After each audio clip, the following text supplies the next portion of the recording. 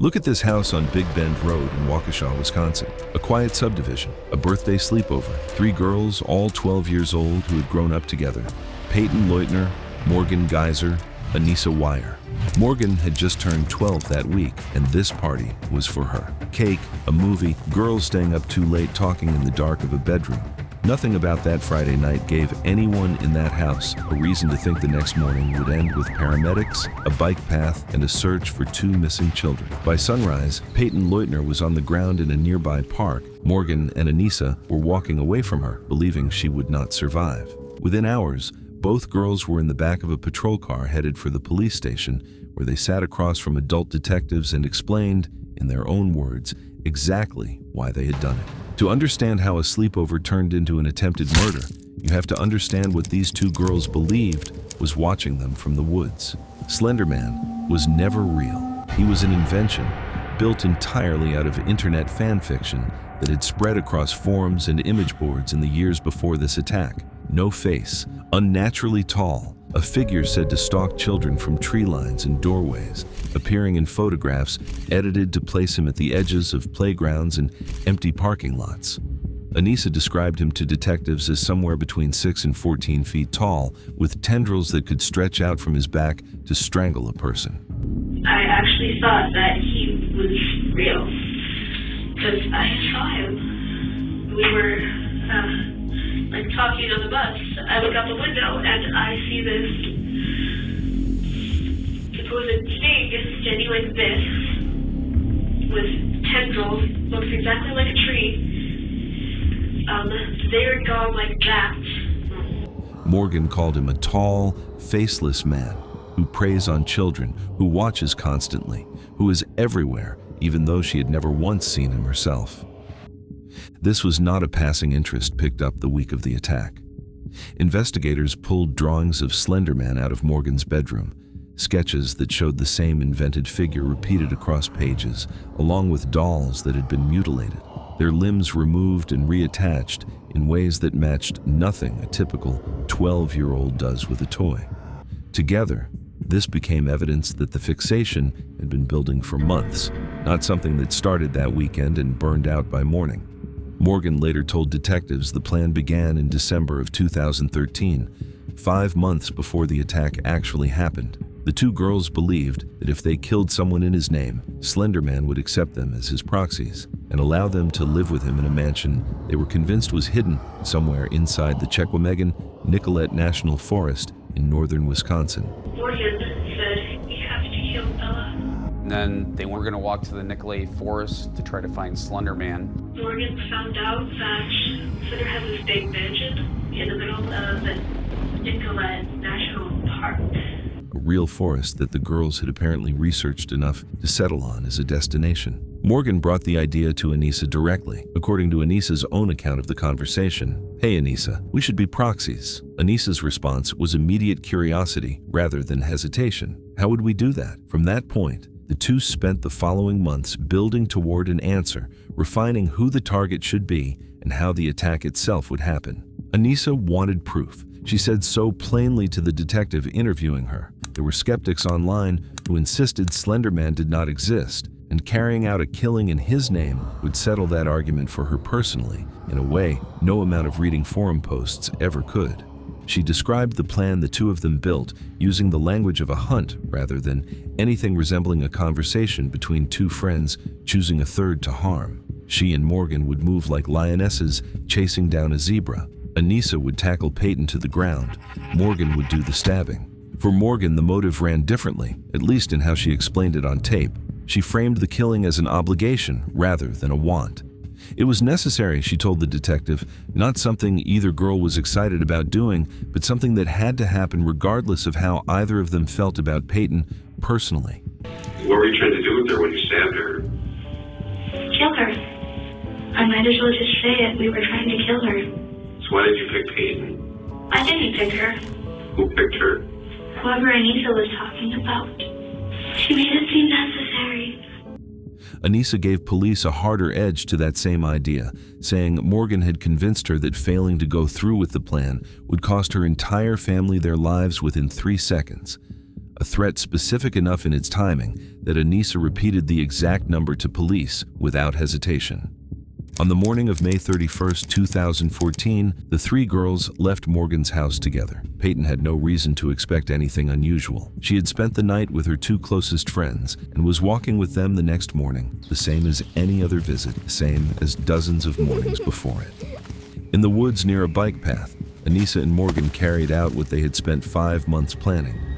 Payton was stabbed 19 times and left on the ground among the trees. Both girls walked away from the scene, believing she was dead and that Slender Man would now welcome them as his own. Payton was not dead.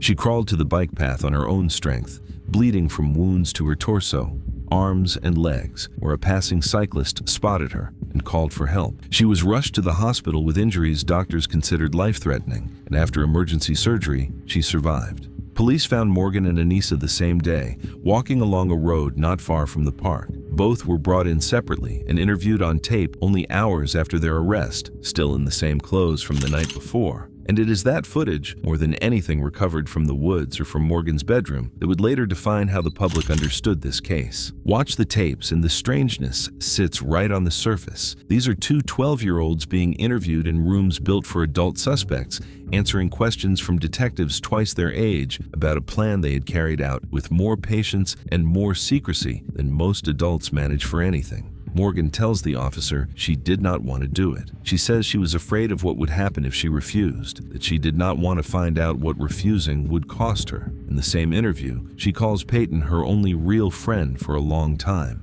She was my only friend for a long time. Why would you hurt your only friend? It was necessary.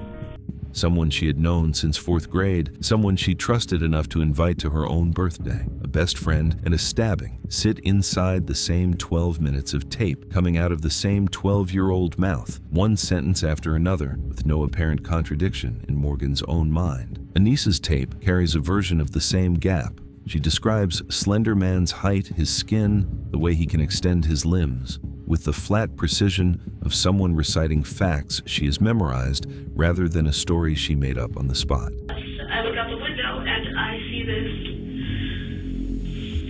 supposed thing standing like this, with tendrils, looks exactly like a tree. They're gone like that. Then, describing her own role in the attack, she reaches for the language of predators and prey rather than anything close to how a child normally talks about someone she has grown up next to since childhood. Both tapes surfaced publicly for the first time at a pretrial hearing held months after the arrest, alongside the drawings and dolls taken from Morgan's bedroom and photographs of the crime scene itself. Together, that hearing became the moment the public got its clearest look at how far the belief in Slender Man had gone before that Saturday morning in the woods, and how long it had been allowed to grow without anyone close to either girl recognizing what it had turned into. Here is what the record supports without dispute. Morgan Geyser and Anissa Weier, 12 years old, stabbed their friend Payton Leutner 19 times in a wooded area near Waukesha on May 31, 2014. Payton survived after reaching a bike path where a cyclist found her and called for help. I quick got out my cell phone, I was shaking, and dialed 911, and I just stayed with the 911. She was right here in the grass. Exactly. But you had no idea how many times she'd actually been? No. He came upon a 12-year-old female. She appears to be stabbed. She appears to be what? Stabbed. Stabbed? Hi, sir. So are you with this 12-year-old female? Yeah, she says she's having trouble breathing. She said she was stabbed multiple times. Okay, so you see any active bleeding or blood spurting out or anything like that? No, unless it's underneath her. Paramedics get to the scene and even they are stunned at what they're seeing. A 12-year-old girl, she'd been stabbed multiple times. They removed her clothing by cutting it off and got her on the gurney and into the ambulance. I could see multiple wounds on her. She was able to somehow communicate with them. Both girls were arrested that same day and gave police detailed accounts of a plan that had been building since the previous December. Here is what comes from the girls themselves, rather than from any outside evidence. Morgan described the killing as necessary to become a proxy of Slender Man and live with him in a mansion the pair believed existed deep inside the Chequamegon Nicolet National Forest. Anissa said Morgan warned her that refusal would mean her whole family would be dead within 3 seconds. The drawings and dismembered dolls found in Morgan's bedroom stood as physical evidence that this belief had been growing for months before it turned into an actual attack on a real person. And here is what is never fully closed, no matter how thoroughly the case has been documented in the years since. 2 children close enough that one called the other, her only real friend, spent 5 months planning to kill that friend, and nobody around them, not parents, not teachers, not the third girl walking beside them that final morning, saw enough to stop it before it happened. The case moved through years of competency hearings and psychiatric evaluation before either girl was found fit to be held legally accountable for what they had done, and in the end, both were found not guilty by reason of mental illness rather than convicted outright of attempted homicide. That outcome satisfied the legal question of responsibility. It never answered the harder question sitting underneath it, the one people keep coming back to those interrogation tapes to try to solve.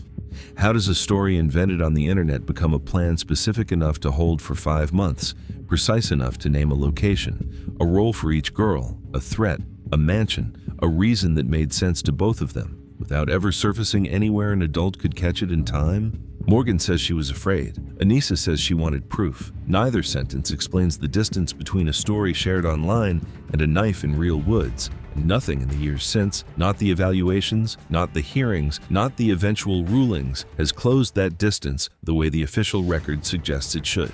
What is certain is Payton Leutner survived something built specifically to end her life. She reached that bike path on her own strength and has spent the years since largely outside the public record that keeps circling back to the 2 girls who tried to take everything from her. Morgan and Anissa were committed to long-term institutional treatment rather than sent to adult prison, a resolution the courts consider closed and final. But for anyone who sits with those interrogation tapes, the way the paperwork suggests it should, it was not only what Morgan and Anissa said they believed, it was how completely they seemed to believe it. Sitting in that room hours after the attack, describing a faceless man in the woods as though he were every bit as real as the friend they had just tried to kill for him.